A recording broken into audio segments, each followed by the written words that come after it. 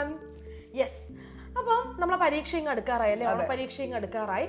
പൊതുവേ കുട്ടികൾക്കൊരു ധാരണയുണ്ട്, അതായത് എക്സാമിന്റെ തലേന്നിരുന്ന് എല്ലാ കാര്യങ്ങളും പഠിച്ചാൽ പിറ്റേ ദിവസം എക്സാം എഴുതുമ്പോൾ എന്തായാലും അവർക്ക് ഈസി ആയിട്ട് ക്വസ്റ്റ്യൻസിന് ആൻസർ ചെയ്യാൻ പറ്റും, എക്സാം ഈസി ആവും, ഫുൾ മാർക്ക് വാങ്ങാൻ പറ്റും എന്നുള്ളൊരു ധാരണ പൊതുവേ കുട്ടികൾക്കുണ്ട്. യെസ്, എപ്പോഴും നമ്മൾ ഇങ്ങനെ പറയാറുണ്ട്, അതായത് കുറെ ഇപ്പൊ ടീച്ചേഴ്സ് ഒക്കെ ടഫ് ആണെന്ന് പറയുന്നു, എല്ലാവരും പറയുന്നു എക്സാം ടഫ് ആയിരിക്കാം, കുറെ കാര്യങ്ങൾ പഠിക്കാനുണ്ട് എന്നൊക്കെ പറഞ്ഞാലും നമുക്ക് എപ്പോഴും ഒരു കോൺഫിഡൻസ് ഉണ്ടാവും. ഇല്ല, എത്ര പഠിക്കാനുണ്ടെങ്കിലും ക്വസ്റ്റ്യൻ പേപ്പർ ഭയങ്കര ഈസി ആയിരിക്കും, നമുക്ക് ഡയറക്റ്റ് ആയിട്ടുള്ള ചോദ്യങ്ങളായിരിക്കും ചോദിക്കുക, അതുകൊണ്ട് തന്നെ പെട്ടെന്ന് മാർക്ക് സ്കോർ ചെയ്യാൻ പറ്റും. ഇതിന്റെ കാരണം എന്താണെന്ന് വെച്ചാൽ ഇപ്പൊ നമ്മുടെ സ്റ്റേറ്റ് ബോർഡ് കുറെ കാലങ്ങളായിട്ട് ഒരേ ക്വസ്റ്റ്യൻ പാറ്റേൺ ഫോളോ ചെയ്യുന്നത്. അപ്പൊ കുട്ടികൾ എന്താ ചെയ്യാ, വേഗം അവര് തിയറി എന്താന്ന് വെച്ചാൽ പഠിച്ചിട്ട് ഈ ക്വസ്റ്റ്യൻസ് എപ്പോഴും ചെയ്ത് പഠിക്കും. അപ്പൊ ആ ക്വസ്റ്റ്യൻ അങ്ങനെ വന്നാലും ഇവർക്ക് ആൻസർ ചെയ്യാൻ പറ്റുന്നുള്ളൂ. ഒന്ന് പാറ്റേൺ മാറ്റിയിട്ടുണ്ടെങ്കിൽ ഇവർക്ക് എന്ത് ചെയ്യാൻ പറ്റുന്നില്ല, ആൻസർ ചെയ്യാൻ പറ്റും. പക്ഷെ അതിനുള്ള വലിയൊരു എക്സാമ്പിൾ ആയിരുന്നു നമ്മുടെ കഴിഞ്ഞ വർഷം ഉണ്ടായിരുന്ന ബയോളജിയുടെയും മാത്സിന്റെയും ക്വസ്റ്റ്യൻ പേപ്പർ എന്ന് പറയുന്നത്. അതായത് കാലാകാലമായിട്ട് നമ്മൾ ഫോളോ ചെയ്യുന്ന ഒരു പാറ്റേണിൽ നിന്ന് വളരെ വ്യത്യസ്തമായിട്ടുള്ള ഒരു പാറ്റേൺ ഓഫ് ക്വസ്റ്റ്യൻസ് ആയിരുന്നു അതിലുണ്ടായിരുന്നത്.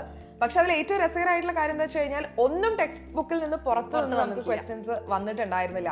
പക്ഷെ നമുക്കത് ബുദ്ധിമുട്ടായി തോന്നാനുണ്ടായിരുന്ന കാരണം എന്താണ്? കാരണം നമ്മളൊരു ക്വസ്റ്റ്യൻ പഠിക്കുന്നു, ആ ക്വസ്റ്റിന് എങ്ങനെയാണ് ആൻസർ ചെയ്യേണ്ടത്, ആ ക്വസ്റ്റിനുള്ള ആൻസർ മാത്രം ആ ഒരു രീതിയിലാണ് ഇങ്ങനെയാണ് ക്വസ്റ്റ്യൻ വരുന്നത്, ഇതിന് ഇങ്ങനെ ആൻസർ ചെയ്യണം. അപ്പൊ ഈ ക്വസ്റ്റ്യൻ ഒന്ന് മാറി വരുമ്പോൾ ഇവർക്ക് ആൻസർ ചെയ്യാൻ പറ്റുന്നില്ല. ശരിക്കും പറഞ്ഞാൽ ഇവർക്ക് ആൻസർ അറിയാം, ക്വസ്റ്റ്യൻ ആൻസർ ഇവർക്ക് അറിയാം, പക്ഷെ അത് എങ്ങനെ എഴുതണം, ഏത് രീതിയിൽ എഴുതണം, എഴുതിയാൽ ശരിയാവുമോ എന്നുള്ളൊരു ഡൗട്ട് കാരണമാണ് കുട്ടികളെ മാർക്ക് അവിടെ നഷ്ടപ്പെടുന്നത്. ശരിക്കും കഴിഞ്ഞ പ്രാവശ്യം നമുക്ക് ധാരാളം കമന്റ്സ് വന്നിട്ടുണ്ടായിരുന്നു, അതായത് മിസ്സേ ഭയങ്കര ടഫ് ക്വസ്റ്റ്യൻ പേപ്പർ ആണ്, ഞങ്ങൾക്ക് ഇത് എഴുതാൻ പറ്റിയില്ല. ക്വസ്റ്റ്യൻ നമ്മളെടുത്ത് നോക്കുമ്പോൾ നമുക്ക് ഇതിന്റെയൊക്കെ ആൻസേഴ്സ് ഇത്രയല്ലേ ഉള്ളൂ എന്നുള്ളൊരു തോന്നലാണ്, പക്ഷെ കുട്ടികൾക്ക് അത് വരുന്നില്ല.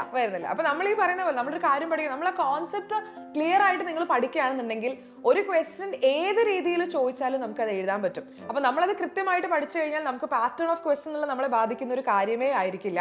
കാരണം നമ്മൾ ഒരു സാധനം വ്യക്തമായിട്ട് പഠിച്ചിട്ടുണ്ടെന്നുണ്ടെങ്കിൽ എങ്ങനെയൊക്കെ അത് ചോദിച്ചാലും ഏതൊക്കെ രീതിയിൽ ക്വസ്റ്റ്യൻ വന്നാലും നമുക്ക് അതിനെ ആൻസർ ചെയ്യാൻ പറ്റുന്ന ഒരു രീതിയിലേക്ക് നമുക്ക് അതിനെ കൊണ്ടുവരാനായിട്ട് പറ്റും. അതെ, ഇപ്പോഴും നമുക്കറിയാം ഓണപരീക്ഷ അടുക്കാറായി. ഈ ഓണപരീക്ഷയ്ക്ക് വേണ്ടിയിട്ട് ഇപ്പോഴും പഠിച്ചു തുടങ്ങാത്ത ധാരാളം കുട്ടികളുണ്ട്. 2 ദിവസം കൂടി ഉണ്ടല്ലോ, അതിനിപ്പോ ഇനി സമയമുണ്ട്. അപ്പൊ നാളെ മറ്റന്നാളാണ് എക്സാം എന്നുണ്ടെങ്കിൽ ഇന്ന് പഠിച്ചു തുടങ്ങിയാൽ മതി, അത്രയൊക്കെ ഉള്ളൂ. കാരണം പ്രീവിയസ് ഇയറിൽ അത്രയും ക്വസ്റ്റ്യൻസ് ഒക്കെ വരുന്നുള്ളൂ, അതൊക്കെ പഠിച്ചു പോവാം എന്നുള്ളൊരു. ചില കുട്ടികൾ ഇങ്ങനെ ചെയ്യാറുണ്ട്, അതായത് എക്സാമിന്റെ തലേന്ന് അവര് ചിലപ്പം കാര്യങ്ങളൊന്നും പഠിച്ചിട്ടുണ്ടാവില്ല, ഇവര് ഒരു 5 കൊല്ലത്തെ ക്വസ്റ്റ്യൻ പേപ്പർ മാത്രം വെച്ച് പഠിച്ചു. അപ്പൊ അങ്ങനത്തെ ആൾക്കാർക്ക് പ്രത്യേകിച്ച് നമ്മൾ ഈ പറഞ്ഞ പോലെ പാറ്റേണിൽ വ്യത്യാസം വന്നാൽ ശരിക്കും കുടുങ്ങിപ്പോകും. അപ്പൊ നിങ്ങൾ എന്ത് ചെയ്യണം, നിങ്ങൾ കാര്യങ്ങൾ വ്യക്തമായിട്ട് പഠിക്കുക. അങ്ങനെ വ്യക്തമായി പഠിച്ചു കഴിഞ്ഞാൽ നിങ്ങൾക്ക് ഈ പറഞ്ഞ പോലെ ക്വസ്റ്റ്യൻ പാറ്റേൺ ഒരു പ്രശ്നമേ ആയിരിക്കില്ല. നമുക്ക് ഇനി കുറച്ച് ദിവസങ്ങൾ കൂടി മുന്നിലുണ്ട്.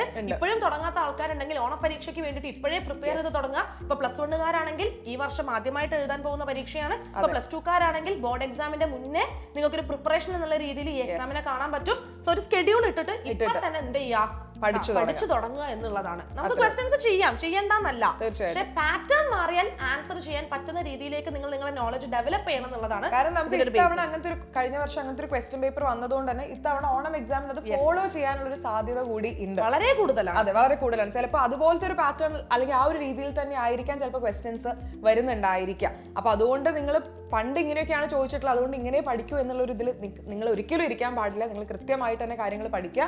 അപ്പൊ അങ്ങനെയാണെന്നെങ്കിൽ നിങ്ങൾക്ക് എക്സാം ഒരു ബുദ്ധിമുട്ടും ഉണ്ടായിരിക്കില്ല. അതായത് ഗവൺമെന്റ് പ്രൂവ് ചെയ്ത് കഴിഞ്ഞു അവരെപ്പോ വേണമെങ്കിലും ക്വസ്റ്റ്യൻ പേപ്പറിന്റെ പാറ്റേൺ മാറ്റാമെന്ന്. ആ ഒരു പാറ്റേൺ ഇത്തവണ ഫോളോ ചെയ്യാനാണ് അവർ ഉദ്ദേശിക്കുന്നതെങ്കിൽ എന്തായാലും പേപ്പറിന്റെ ആ ഒരു പാറ്റേൺ മാറിയിരിക്കും. അപ്പൊ നിങ്ങൾ അതിന് പ്രിപ്പയർ ആവുക എന്നുള്ളത് മാത്രമാണ് നമ്മുടെ മുന്നിലുള്ള ഒരു മാർഗം, അല്ലേ? അപ്പൊ അതിന് വേണ്ടിയിട്ട് നിങ്ങൾ ഒരു ടെൻഷനും അടിക്കേണ്ട. ഏകന്റെ ഫുൾ ടീം നിങ്ങളുടെ കൂടെ ഉണ്ടായിരിക്കും. അപ്പൊ അതിന് നിങ്ങൾ ചെയ്യേണ്ട കാര്യം എന്ന് പറഞ്ഞാൽ ഏകന്റെ ലൈവുകൾ സ്ഥിരമായിട്ട് കാണണം. നിങ്ങൾക്ക് ഈ പറയുന്ന പോലെ പല രീതിയിലുള്ള ക്വസ്റ്റ്യൻസും പല പല പല പാറ്റേൺസിലുള്ള ക്വസ്റ്റ്യൻസ് നിങ്ങൾക്ക് ഫെമിലിയർ ആക്കാൻ എല്ലാവരും ഇവിടെ റെഡിയാണ്. കാര്യങ്ങൾ നിങ്ങൾക്ക് കൃത്യമായിട്ട് പറഞ്ഞു തരാനും ഇവിടെയുള്ള എല്ലാ ഫാക്കൽറ്റീസും റെഡിയാണ്. അപ്പൊ നിങ്ങൾ കൃത്യമായിട്ട് ലൈവുകൾ കാണുക. ഇവര് മാത്രം കണ്ടാൽ പോരാ, നിങ്ങൾ ഒറ്റയ്ക്ക് വരരുത്. അതെന്ത് പരിപാടിയാണല്ലേ? ഫ്രണ്ട്സിനെയൊക്കെ കൂടി വരിക, അതായത് നിങ്ങളെ കൂടെ പഠിക്കുന്ന ഫ്രണ്ട്സിനെയൊക്കെ കൂട്ടി നമ്മുടെ ലൈവ് സെഷനിലേക്ക് വരിക. ഇപ്പൊ മിസ് പറഞ്ഞതുപോലെ തന്നെ നമ്മൾ തിയറി ക്ലിയർ ചെയ്ത് തരും. അതിന്റെ പുറമെ നമ്മൾ പ്രീവിയസ് ഇയർ ക്വസ്റ്റ്യൻസും ചെയ്യുന്നുണ്ട്. അതിന്റെ കൂടെ ഞങ്ങൾ പ്രിപ്പയർ ചെയ്യുന്ന അഡീഷണൽ ക്വസ്റ്റ്യൻസ് അടക്കമായിരിക്കും നമ്മൾ ലൈവ് നിങ്ങൾക്ക് തരാൻ പോകുന്നത്. സോ അത് മിസ് ചെയ്യരുത്. ഈ ഓണ പരീക്ഷ എന്തായാലും നമ്മൾ പൊടി പിടിക്കും, അല്ലേ?